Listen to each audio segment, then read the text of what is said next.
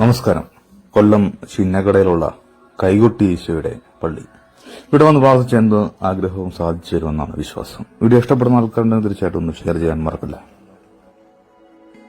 പള്ളിയുടെ ചരിത്രത്താളുകളിലൂടെ AD 1498 പോർച്ചുഗീസുകാരുടെ ആഗമനം, AD 1510 Portuguese മിഷണറിമാരുടെ പ്രേക്ഷിത പ്രവർത്തനവും ആരാധനാലയത്തിന്റെ സ്ഥാപനവും, സെന്റ് പീറ്റർ ആൻഡ് പോൾ ദേവാലയം നിലവിൽ വന്നു.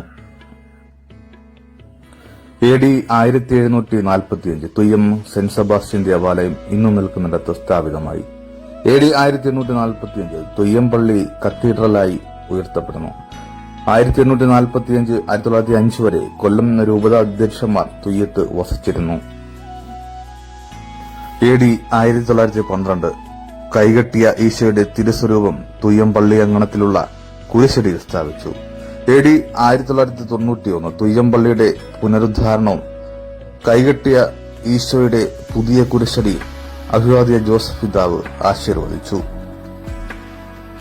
AD 2008 കൈകെട്ടിയ ഈശോയുടെ കുരിശടി നവീകരിച്ച് അഭിവാദ്യ സ്റ്റാൻലി റോമൻ പിതാവ് ആശീർവദിച്ചു. AD 2010 കൈകെട്ടിയ ഈശോയുടെ കുരിശടി തീർത്ഥാടന കേന്ദ്രമായി അഭിവാദ്യ സ്റ്റാൻലി റോമൻ പിതാവ് പ്രഖ്യാപിച്ചു. കൈകെട്ടിയ ഈശോയുടെയും തിരുസ്വരൂപത്തിന്റെയും ചരിത്രം ഇങ്ങനെയാണ്. എച്ചെ ഹോമോ എന്ന ലാറ്റിൻ പദത്തിന്റെ അർത്ഥം ഇതാ മനുഷ്യൻ എന്നാണ്.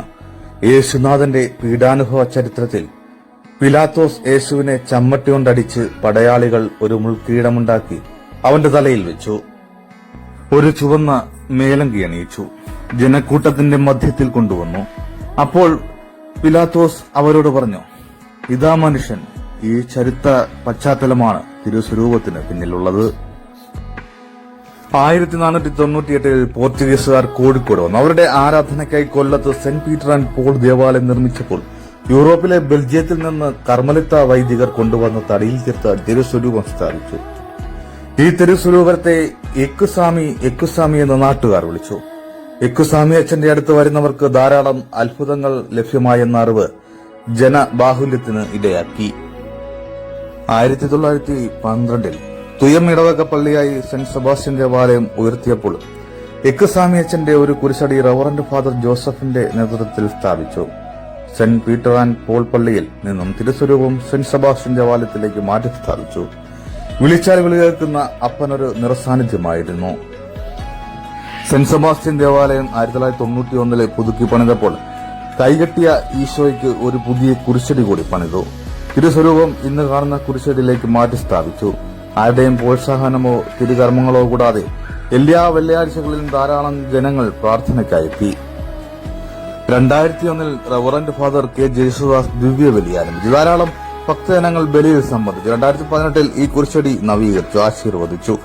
ഭക്തജന തിരക്കും നാനാജാതി മതസ്ഥരുടെ സാന്നിധ്യവും അത്ഭുതങ്ങളുടെ സാക്ഷ്യവും സാക്ഷിയാക്കി.